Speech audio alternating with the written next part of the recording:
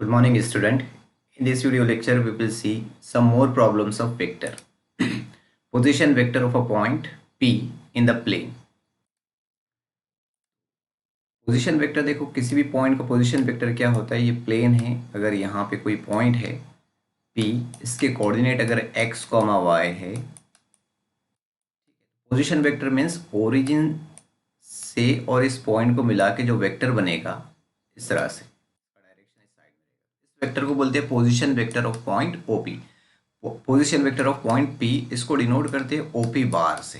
ठीक है, तो पोजीशन वेक्टर मतलब क्या है, ओरिजिन को एक पॉइंट सपोज करो, इनिशियल पॉइंट, और वो पॉइंट जिसका पोजीशन वेक्टर आप कैलकुलेट कर रहे हैं उस पॉइंट को टर्मिनल पॉइंट सपोज करो। इससे मिलकर जो वेक्टर बनने वाला है उस वेक्टर को बोलते हैं पोजीशन वेक्टर। अब ये कोऑर्डिनेट के फॉर्म में लिखा है, इसको कंपोनेंट के फॉर्म में भी लिखते हैं। P का जो पोजीशन है वो इस तरह से भी बता सकते हैं आप, OP bar vector is equal to, यहाँ पे x कोऑर्डिनेट है तो इसको लिखते हैं xi cap plus yj cap. ये जो i कैप j कैप है ये x एक्सिस के डायरेक्शन में यूनिट वेक्टर है। i कैप जो है वो x एक्सिस के डायरेक्शन में यूनिट वेक्टर है और j कैप जो है वो y एक्सिस के डायरेक्शन में यूनिट वेक्टर है। ठीक है, तो 3 डायमेंशनल प्लेन में अगर इस तरह से कोई पॉइंट है, ये आपका है एक्स वाई जेड एक्सिस, और यहाँ कोई पॉइंट है, उसके कोऑर्डिनेट अगर इस तरह से दिए हैं ए बी सी उसके कोऑर्डिनेट है, तो उसके कंपोनेंट फॉर्म में भी आप इसको लिख सकते हैं। एक्स एक्सिस के डायरेक्शन में I cap unit vector, Y axis के डायरेक्शन में जे कैप और जेड एक्सिस के डायरेक्शन में के कैप। तो OP बार, ये position vector P, point P का पोजीशन वेक्टर OP बार होगा, और OP bar is equal to क्या होगा कंपोनेंट फॉर्म में, फिर AI cap plus BJ cap plus CK cap. इस तरह से आप जो है कंपोनेंट फॉर्म में लिख सकते हैं किसी भी पॉइंट के पोजीशन वेक्टर को उसके कोऑर्डिनेट से। राइट है, तो ये हो गया। उसके बाद जो है, अगर आपके पास AP बार जो है AB बार कोई वेक्टर है तो उसको आप इस तरह से लिख सकते हैं B bar minus A bar. ठीक है, ये B बार क्या है, ये कैपिटल B पॉइंट का पोजीशन वेक्टर है, और ये A बार क्या है, ये कैपिटल A पॉइंट का पोजीशन वेक्टर है। तो कोई भी दो वेक्टर है जो दो पॉइंट से मिलके बनता है, तो दो पॉइंट के अगर पोजीशन वेक्टर आपके पास है, जैसा इस तरह से जो है, ये पॉइंट है A और ये पॉइंट है B। राइट है, इनके पोजीशन वेक्टर, पॉइंट A का पोजीशन वेक्टर है, पॉइंट A का पोजीशन वेक्टर मीन्स क्या है, ये ओरिजिन से A पॉइंट के बीच में जो भी वेक्टर बना ये उसका पोजीशन वेक्टर है। अगर मैं पोजीशन वेक्टर को A बार से डिनोट किया हूँ और B पॉइंट के पोजीशन वेक्टर को B बार से डिनोट किया हूँ, तो फिर मैं ये AB वेक्टर कैलकुलेट कर सकता हूँ। AB वेक्टर कैसे कैलकुलेट कर सकता हूँ, AB bar is equal to हो जाएगा B bar minus A bar. ठीक है, तो ये भी ध्यान रखना, ये इंपॉर्टेंट है, इसका हमको यूज़ करना है। AB bar is equal to B bar minus A bar. Next हमको पढ़ना है section formula. Section formula for internal division. तो दो सेक्शन फार्मूले फॉर इंटरनल डिवीजन और एक एक्सटर्नल डिवीजन। तो इंटरनल डिवीजन क्या होगा, लेट ए बार, देखो ए बार लिखा है, मतलब ये है कि कैपिटल A जो है पॉइंट है और स्मॉल a उसका पोजीशन वेक्टर है। बी बार मीन्स B जो है पॉइंट है और B बार उसका पोजीशन वेक्टर है। Be any two points in the space and are bar be the point on the line segment AB dividing internally in the ratio m/n, then r bar is equal to mb bar plus na bar divided by m plus n। इस तरह से line है, यहाँ point है A, इसका position vector A बार है।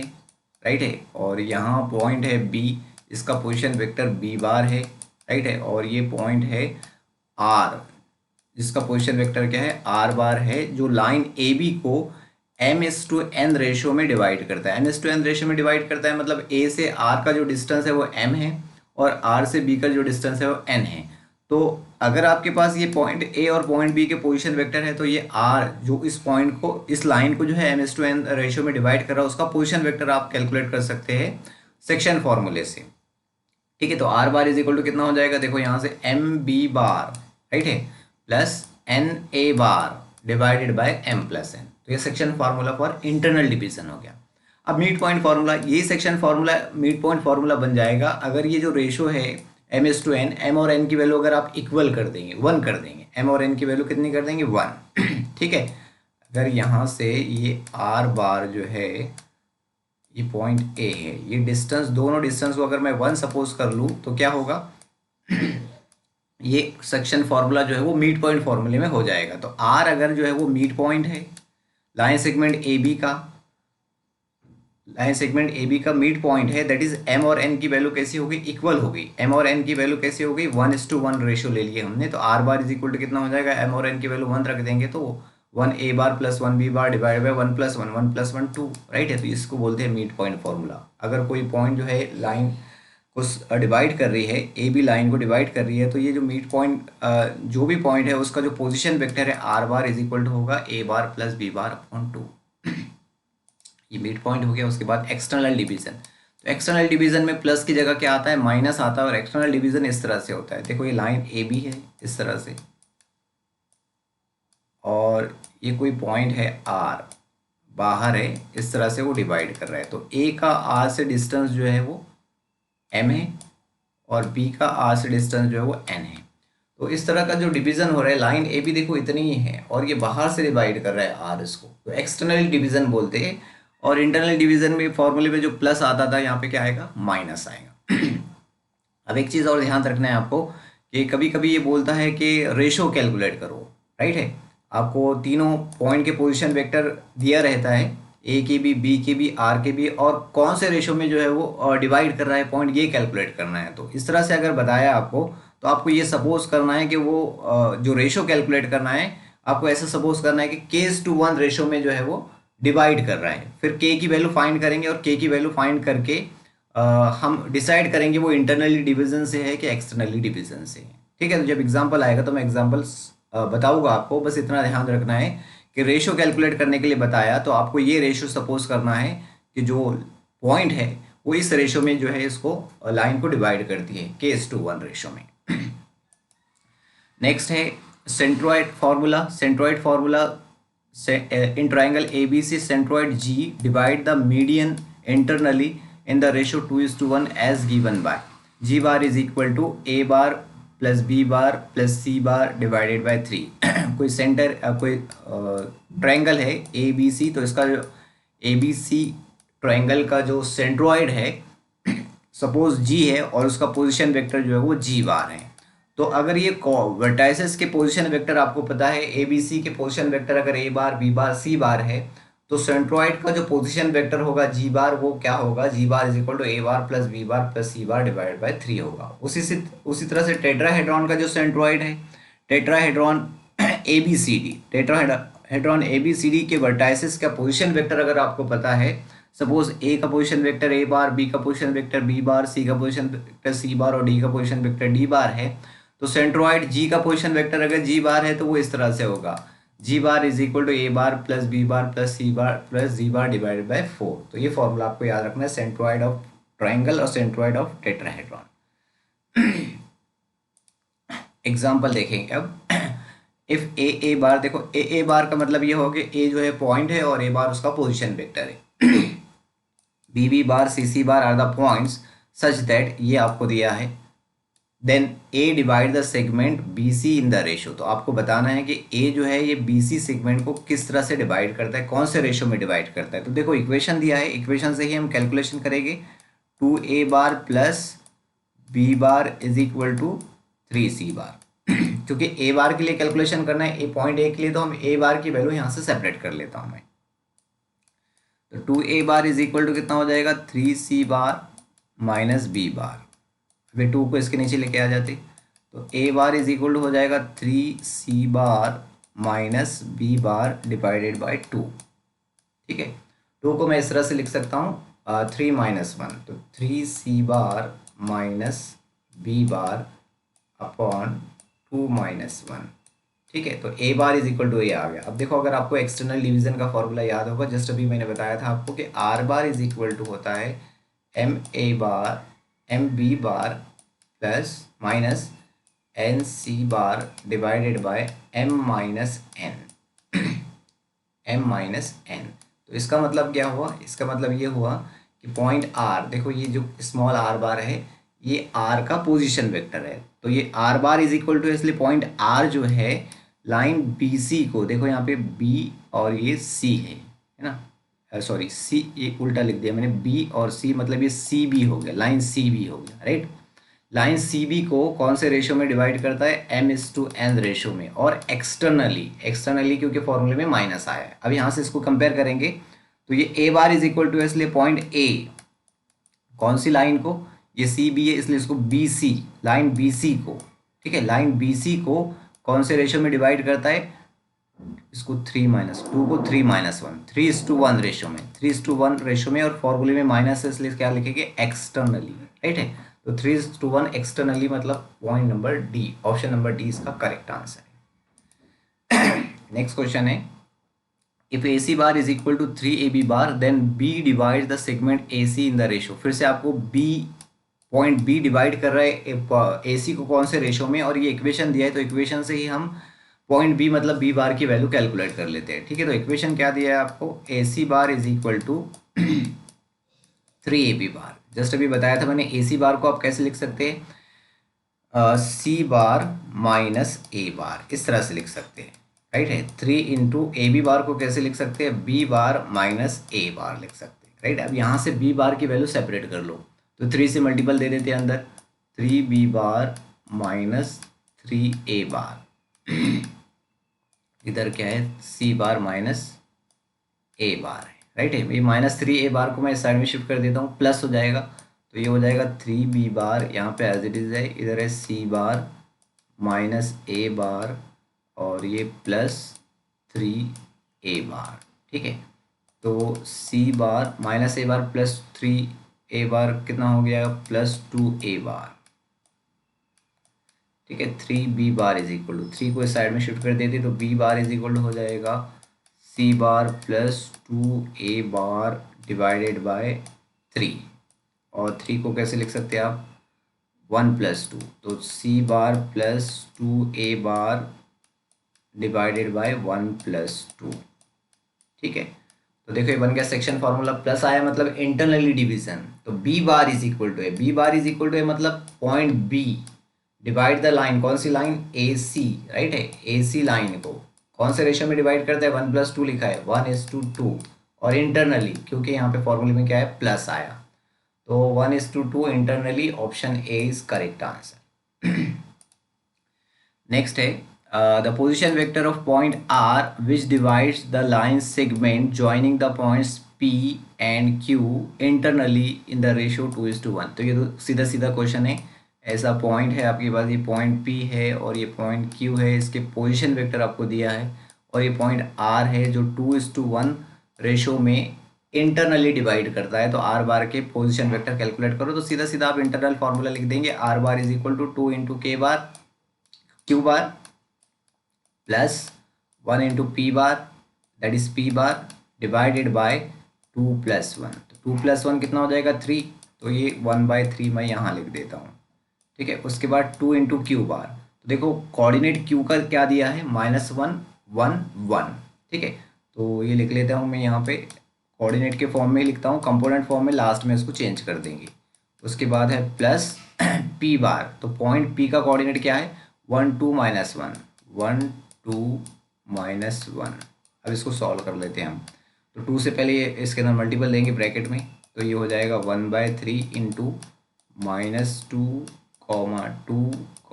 2, और आगे है प्लस 1, 2, -1। अभी दोनों कोऑर्डिनेट का एडिशन करना है, तो एडिशन कैसे करेंगे, पहले का एडिशन करते हैं, सेकंड का, थर्ड का एडिशन करते हैं, तो आंसर आ जाएगा 1/3 इन ब्रैकेट -2 + 1 -1, ठीक है। उसके बाद 2 + 2 4, उसके बाद 2 - 1 कितना हो जाएगा, 1 हो जाएगा, 1/3, तो ये बन जाएगा आपका -1/3, 4/3 और 1/3, 1/3 से मैंने मल्टीपल कर दिया 1। अब इसको क्या करना है, आपको कंपोनेंट के फॉर्म में लिख लेना है। कंपोनेंट के फॉर्म में कैसे लिख सकते हैं इसको, -1/3 i cap plus 4/3 j cap plus 1/3 k cap, इस तरह से लिख सकते हैं इसको कंपोनेंट के फॉर्म में। तो देखो कौन सा ऑप्शन है, option number B is correct answer. Next question है, if point A is equal to B is equal to, then the position vector of the point C which divide the segment externally in the ratio 3:2। फिर से जो है वो point line है, A B line है, इस तरह से ए बी लाइन है, और पॉइंट सी जो है वो एक्सटर्नली डिवाइड करता है। एक्सटर्नली डिवाइड करता है मतलब ये इधर होगा पॉइंट सी बाहर, ठीक है। कौन से रेशियो में डिवाइड करता है? 3:1। 3:1 मतलब ए से सी का जो डिस्टेंस है वो 3 है, और बी से सी का डिस्टेंस कितना है? 2 है।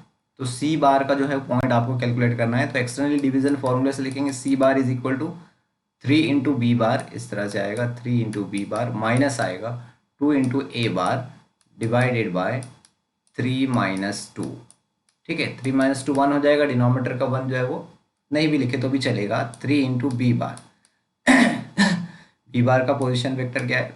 3 4 3 माइनस 2 इंटू ए बार 1 2 2, ठीक है। तो 3 से मल्टीपल देंगे अंदर, तो हो जाएगा 9 12 9, माइनस 2 से मल्टीपल देंगे 2 4 4।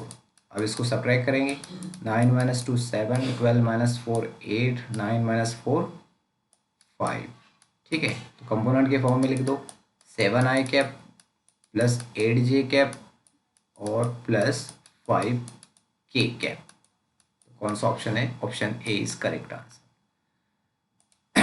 नेक्स्ट है line A B, sorry, if A is 2 minus 1 minus 3 1, B is minus 1 4 5, then the ratio in which the segment AB is divided by ZOX plane। ZOX plane जो है इस लाइन AB को कौन से ratio में divide करता है? देखो यहाँ पे रेशो कैलकुलेट करने के लिए बताया, तो आप जो है क्या करेंगे, कोई इक्वेशन नहीं दिया है तो आप क्या करेंगे, K:1 रेशो सपोज करेंगे, ठीक है। तो ये लाइन AB है, लाइन AB को कौन सा प्लेन डिवाइड कर रहा है? ये वाला ZOX प्लेन। ZOX प्लेन मतलब y इसमें एब्सेंट है, तो जो भी पॉइंट मैं ZOX प्लेन का सपोज करूंगा उसके अंदर y जो है नहीं रहेगा, राइट है। ZOX प्लेन में y कोऑर्डिनेट जो है वो 0 होता है, राइट है। तो जो भी पॉइंट हम सपोज करेंगे उसके अंदर हमारे को y कोऑर्डिनेट नहीं लेना है, 0 लेना है। y कोऑर्डिनेट क्या लेना है? 0 लेना है। तो मैं सपोज कर लेता हूँ कि P पॉइंट के कोऑर्डिनेट ऐसे सपोज कर लिए मैंने, P पॉइंट जो है ZOX प्लेन का पॉइंट है, इसलिए इसमें x कोऑर्डिनेट रहेगा, y कोऑर्डिनेट 0 रहेगा और z कोऑर्डिनेट भी इसमें रहेगा।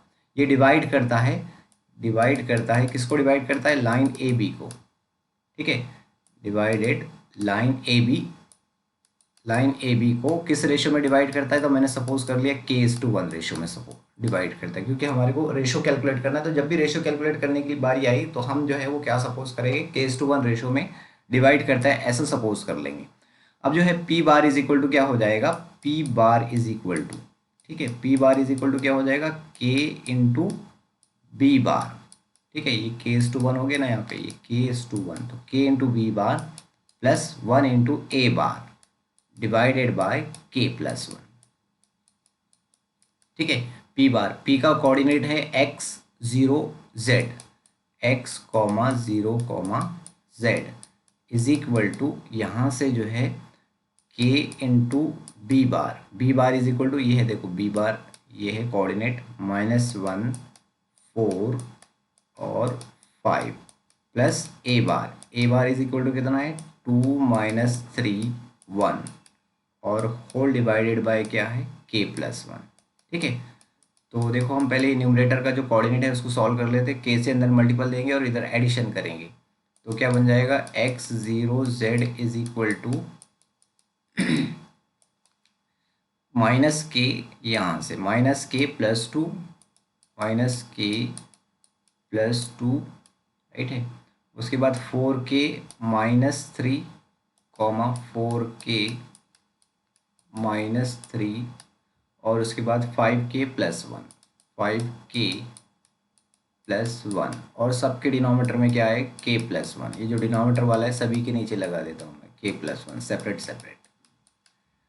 तो देखो अब ये दो कोऑर्डिनेट इक्वल हो गए, है ना, ये कोऑर्डिनेट और ये कोऑर्डिनेट इक्वल हो गए। तो हमारे को जो K की वैल्यू कैलकुलेट करना है वो बीच वाले कोऑर्डिनेट से ही आ सकती है, तो मैं इसको इससे इक्वेट कर लेता हूँ। तो क्या मिला आपको? 4k minus 3 divided by K+1 is equal to 0 मिला। K+1 इधर जाएगा तो वो भी 0 हो जाएगा, तो 4k minus 3 is equal to 0 हो जाएगा। तो k इज इक्वल टू कितना आ जाएगा 3, -3 इधर आने के बाद 3 हो गया, 4 मल्टीपल में इधर आने के बाद डिवाइड हो गया, तो ये रेशो आ गया आपके पास। k is equal to 3/4, that is k/1 is equal to 3/4। k/1 मतलब k/1, तो k/1 इज इक्वल टू कितना हो गया 3:4। राइट है, पॉजिटिव आंसर आया इसलिए इंटरनली अगर नेगेटिव आंसर आता के का तो एक्सटर्नली होता। तो कौन से रेशो के अंदर डिवाइड करता है 3:4 इंटरनली। कौन सा option, option A is correct. Question number 6 है if G is the centroid of triangle A B C and O bar is any point then O A bar plus O B bar plus O C bar is equal to, तो इसकी value आपको calculate करना है। देखो जी जो है वो centroid है ट्राइंगल ए बी सी का, तो G bar is equal to क्या होगा, G bar is equal to होगा A bar plus B bar plus C bar divided by 3। ये सेंट्रोइड फॉर्मूला है हमारे पास। अब ये इक्वेशन को सॉल्व कर लो, O A bar plus O B bar plus O C bar is equal to कितना आ जाएगा। ओ ए बार को कैसे लिख सकते हैं, ओ ए बार को लिख सकते हैं आप ए बार माइनस ओ बार, राइट है। उसके बाद प्लस ओ बी बार को कैसे लिख सकते हैं, बी बार माइनस ओ बार, ओ सी बार को सी बार माइनस ओ बार, ठीक है। तो देखो ए bar plus B bar plus C bar और ये माइनस ओ बार माइनस ओ बार माइनस ओ बार -3 ओ बार, ठीक है। अब देखो यहाँ पे हम बनाते हैं ये सेंट्रोइड फार्मूला, ए bar plus B bar plus C बार के डिनोमिनेटर में 3 आना चाहिए, तो 3 से मल्टीपल देते हैं इसको, ए बार प्लस बी बार, या फिर डायरेक्टली यहीं से लिख लेते, 3 को इस साइड में शिफ्ट कर देते तो ये हो जाएगा 3g बार। तो 3g bar is equal to कितना आएगा, ए bar plus B bar plus C बार, ए bar plus B bar plus C बार के बाद जगह हम क्या रख देते 3g बार, तो ये हो जाएगा 3g बार -3o बार, ठीक है। 3 दोनों जगह से कॉमन, 3 कॉमन लिए तो यहाँ से बचा g बार माइनस ओ बार, तो g बार माइनस ओ बार को क्या करेंगे आप, इसको वापस जो है वेक्टर के फॉर्म में लिखेंगे og बार, है ना, og बार, 3og बार इसका करेक्ट आंसर डी। उसके बाद है नेक्स्ट, ये भी क्वेश्चन सेम ही है। देखो A B C P are 4 points, 4 non collinear points in the plane such that P A bar plus P B bar plus P C bar is equal to 0, then the points P is, point P क्या है इस triangle A B C का, सरकम centre है, centroid है, इन centre है, ortho centre है। तो इस इक्वेशन को हमको सॉल्व कर लेना है।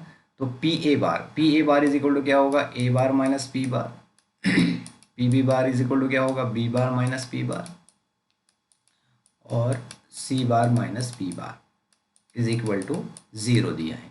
तो ये हो गया आपके पास A bar plus B bar plus C bar, right है, और minus P bar -3 P bar is equal to 0। -3 P बार को साइड में शिफ्ट कर देंगे प्लस हो जाएगा, तो 3 P bar is equal to कितना आ जाएगा, A bar plus B bar plus C bar, और ये 3 को इसके डिनोमिनेटर में लेके चले जाएंगे, तो A bar plus B bar plus C bar divided by 3, और एक कस का फॉर्मूला बन गया, सेंट्रोइड का फॉर्मूला है, तो ये है option B is correct answer. उसके बाद क्वेश्चन नंबर 8 है, इस तरह से क्वाड्रिलेटरल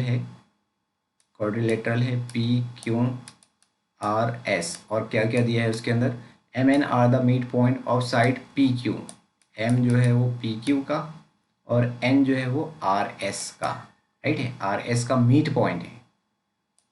तो M bar is equal to, अगर मैं कैपिटल एम का position vector M bar suppose कर लूँ, तो M bar is equal to आपके पास दिया है मिड पॉइंट फॉर्मूले से, पी क्यू लाइन का जो है वो मिड पॉइंट है, तो ये हो जाएगा पी बार प्लस क्यू बार अपॉन 2 मिड पॉइंट फॉर्मूले से, राइट है।